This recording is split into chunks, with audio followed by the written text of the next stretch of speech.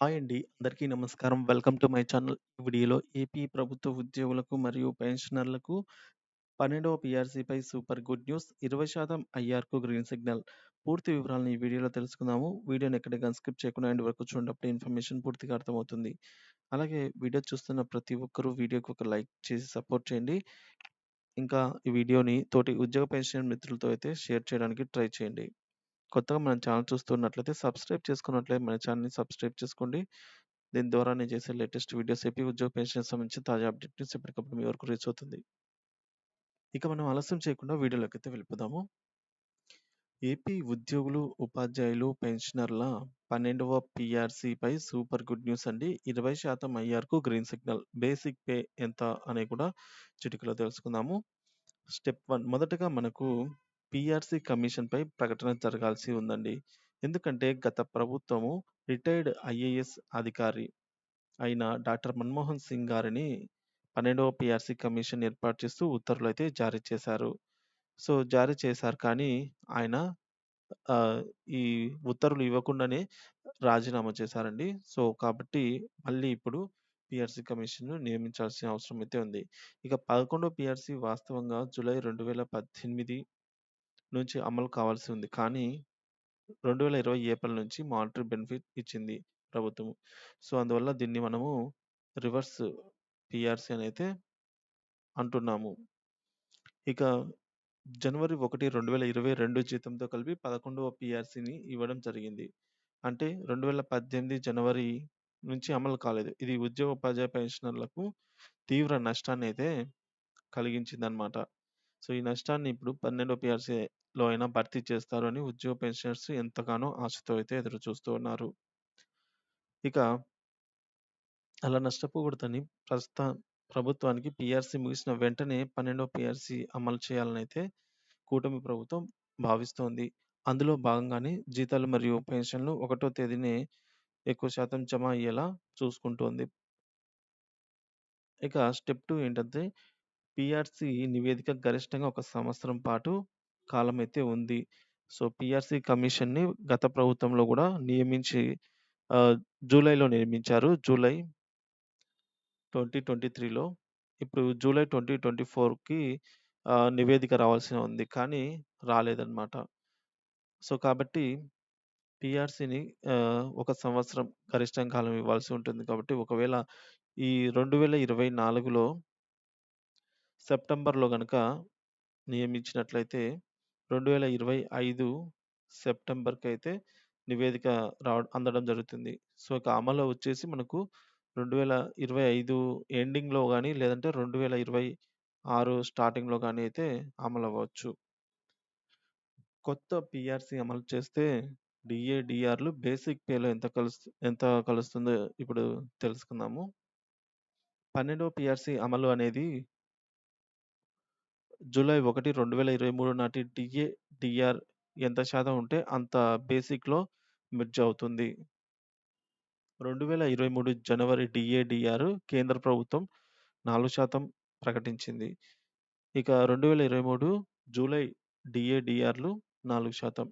టోటల్‌గా మనకు 2023కు సంబంధించి కేంద్ర ప్రభుత్వము 8% డీఏ, డీఆర్‌లు ప్రకటించడం జరిగింది. సో, డీఏ, డీఆర్‌లు అంటే మనకు తెలిసిందే అండి. ప్రతి ఒక సంవత్సరంలో మనకు 2 సార్లు డీఏలు ఇస్తూ ఉంటారు. అవొకటి జాన్వరి, రెండవది జూలై. సో, ఈ విధంగా కేంద్ర ప్రభుత్వం జనవరిలో 4, జూలైలో 4 వెరసి 8.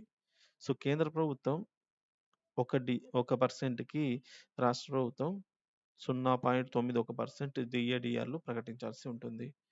ఆ లెక్క ప్రకారంగా 8% డీఏ, డీఆర్‌కు ఇప్పుడు మనం రాష్ట్ర ప్రభుత్వము 8 ఇంటూ 0.91 7.28 వచ్చిందనమాట. సో, దీన్ని మనము కలపాలి.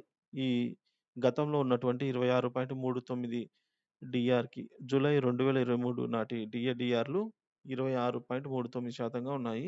ప్లస్ ఇప్పుడు ఈ అదనంగా డీఏ, డీఆర్‌లు కలిపితే వెరసి మనకు 33.67%తో బేసిక్‌లో మెర్జ్ చేయాలి. పీఆర్సీ ఇచ్చే క్రమంలో ఫిట్‌మెంట్ ఫ్యాక్టర్ అనేది ఎంతో కీలకం అన్నమాట. సో, ఫిట్‌మెంట్ అనేది మన జీతాన్ని రెట్టింపు చేస్తుందనమాట. సో, డిసైడ్ ఫ్యాక్టర్ అని కూడా అంటాము ఫిట్‌మెంట్ ఫ్యాక్టర్‌ని. ఇక 11వ పీఆర్సీలో 23% అయితే ఇచ్చి ఉన్నారు. ప్రస్తుత ఆర్థిక పరిస్థితిని బట్టి కనిష్టంగా 20%, గరిష్టంగా 25% అనుకున్నట్లయితే, ఒకవేళ 20% ఇచ్చినా గూడా ఇప్పుడున్న డీఏడీఆర్ 33.67 ప్లస్ ఫిట్‌మెంట్ కలిపి మనకు కొత్త బేసిక్ పే అనేది రావడం జరుగుతుంది. సో, ఉదాహరణకు 30,000 బేసిక్ పే ఉన్న ఉద్యోగినికి 53.67 minus old basic pay plus పెరిగిన అమౌంట్. ఈ విధంగా మనం చూసుకున్నట్లయితే 53% కంటే ఎక్కువ పెరుగుతుంది. సో, 30,000లో సగం కంటే పైగా, సగం అంటే 15,000, సగం కంటే పైగా అంటే మనకు ఆ 3% కలిపితే మనకు రూ. 16,100.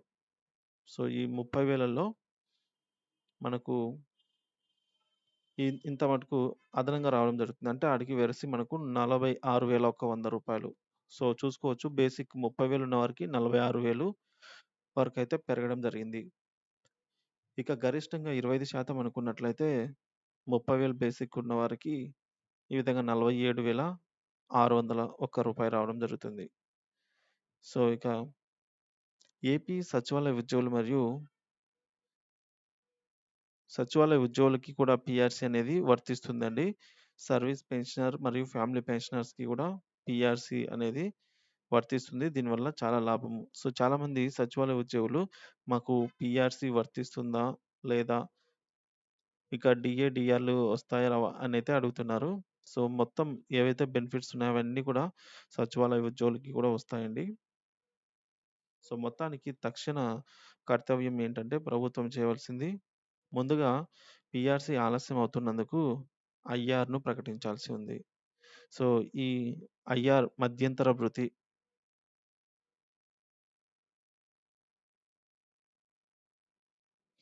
సో, ఈ మధ్యంతర భృతిని ఆహ్, ఉద్యోగ పెన్షనర్స్ అందరూ కూడా 35% అడుగుతున్నారండి. కానీ ప్రభుత్వము 20% ఇచ్చే యోచనలో ఉన్నట్టు తెలుస్తుంది అధికారికంగా. సో, మొత్తానికి మొదటగా ఐఆర్‌నైతే ప్రకటించి, తర్వాత వెంటనే పీఆర్సీ కమిషన్నయితే నియమించాల్సి ఉంటుంది 12వ పీఆర్సీకి. సో, ఈ నివేదిక ఒక సంవత్సరం కాలం ఇచ్చిన తర్వాత మనకది 2025 ఎండింగ్‌లో రావడం జరుగుతుంది. ఇక 2025 ఎండింగ్‌లో పీఆర్సీ అమలైనట్లయితే వారి వారి బేసిక్‌లు ఈ విధంగా అయితే పెరుగుతాయి. ఇది ఫ్రెండ్స్ వీడియో. వీడియో నచ్చినట్లయితే వీడియోకి లైక్ చేయండి, షేర్ చేయండి. మన ఛానెల్‌ని అయితే సబ్స్క్రైబ్ చేసుకోండి. Thank you for watching this video.